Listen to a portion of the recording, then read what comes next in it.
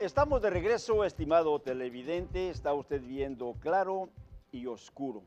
Quiero una vez más enviar un saludo para Berea Visión allá en Los Ángeles, California.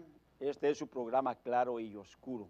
Para nuestros amigos allá en Arizona, comentaba en el programa anterior, me tocaba participar ayer en un programa de radio en donde se habló sobre el tema del celibato por el problema que está dándose en Los Ángeles, California, con esta sempiterna pederastia que no va a tocar fin.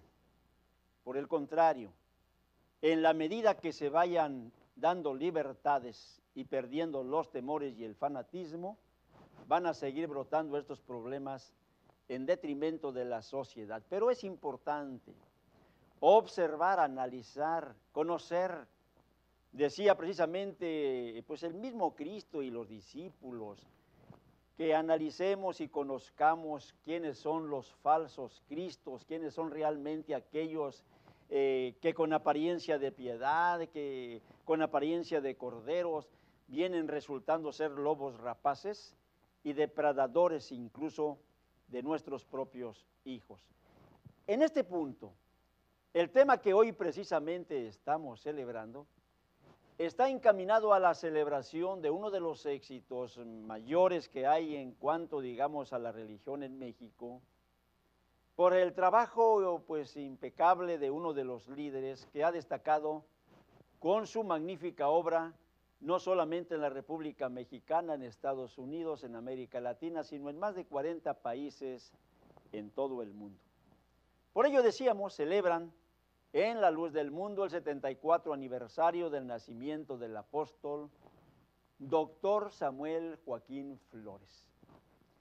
En esta magna obra es la continuación del tema, la segunda parte nada más de dos.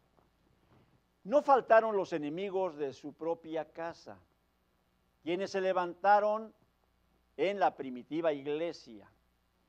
Como una predicción del ser humano, el libro de Eclesiastés lo señala de esta manera, hablo en el capítulo 4, verso 4.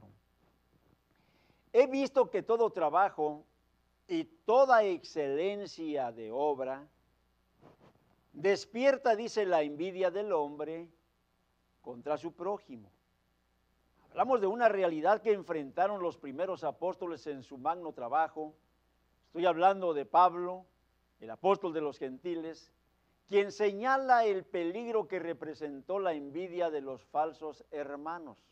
Y allí en Gálatas, en el capítulo 2, verso 4, habla de quienes se introdujeron a escondidas para espiar, decía él, nuestra libertad, por los cuales dijo, no nos sometimos para que la verdad del Evangelio permanezca entre vosotros, cumpliéndose de una y de otra forma lo dicho por el Maestro, quien hablaba que los enemigos del hombre serían los de su propia casa.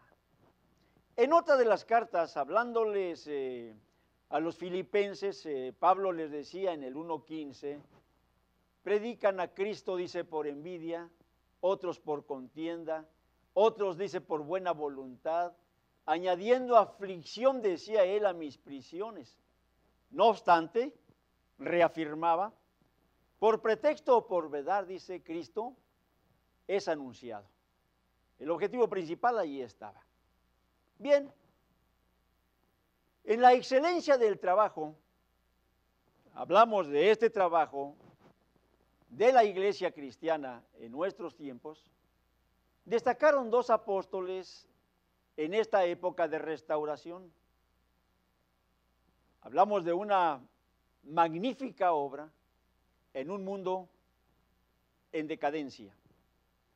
Bajo el mismo contexto de grandeza y tribulación, los grandes apóstoles de nuestra era dejan en su obra una profunda huella y el testimonio de un Dios que no limitó la grandeza de su gloria y poder en el primer siglo con la iglesia que Jesucristo fundó, sino que en las lluvias tardías se extendió su legado de gracia y a través de la revelación renovó el llamado de Saulo, pero esta vez bajo la responsabilidad de Aarón Joaquín González, quien es convocado en una nación paralelamente muy similar, plagada de idolatrías, de fanatismos, de corrupción, las mismas condiciones de aquella sociedad decadente, la que no obstante vivió su oportunidad. Esto es realmente claro, tuvieron ellos esa oportunidad de gracia.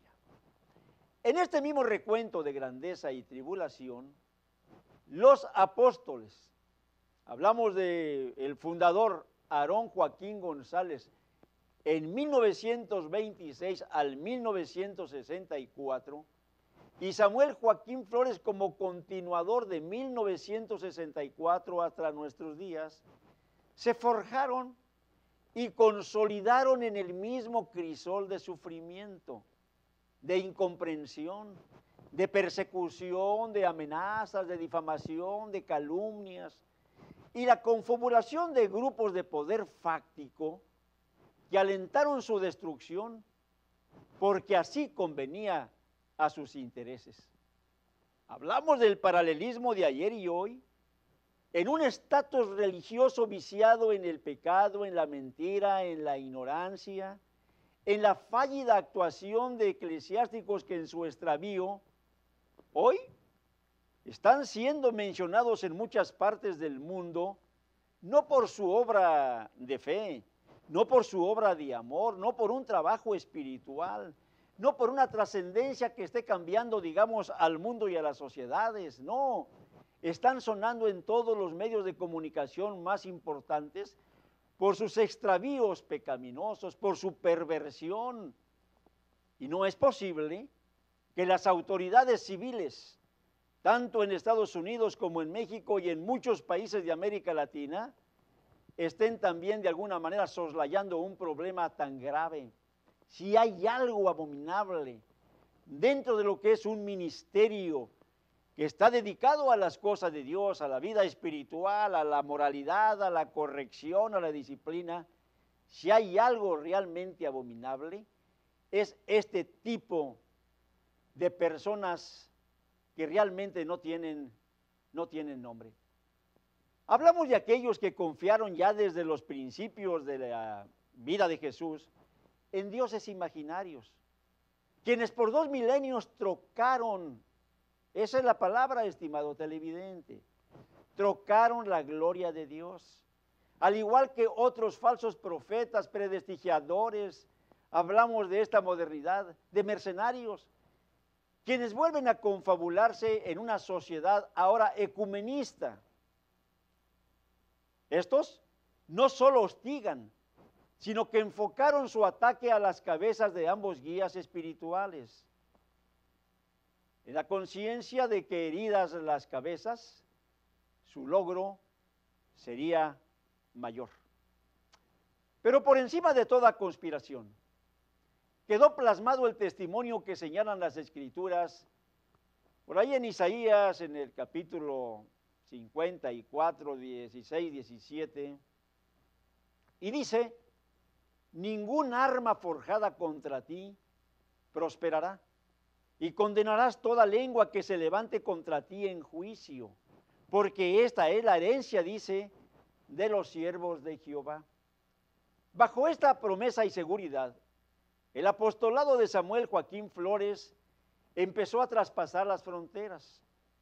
Hoy en más de 40 naciones es reconocida su fe, su doctrina, su sacrificio personal, su honorabilidad, su justicia, entre otras las cualidades como ser humano, gran ciudadano para su país, para su comunidad, como padre de familia, por cuya vida ejemplar es la inspiración en esa institución. Cabe señalar que dentro de los éxitos de su legado espiritual y su obra social, hoy reconocida nacional e internacionalmente, no escaparon a la perversión de quienes en su miseria espiritual y envidia les flagelaron en los años 42 y 1997, dos fechas inolvidables que están en la historia de esta organización y que en nada les avergüenza el levantamiento de quienes en su inconformidad y amargura y ambiciones de poder se levantaron en contra de ellos. ¿Y por qué decimos dos fechas inolvidables? Porque el daño que pretendieron ambas, estamos hablando en este caso confabulaciones, se revirtió exaltando sus figuras apostólicas. Estamos hablando la unidad, en prosperidad, en grandeza, y por otra parte dejó, digamos, el ejemplo de la entereza de un hombre que con valentía supo realmente enfrentarles.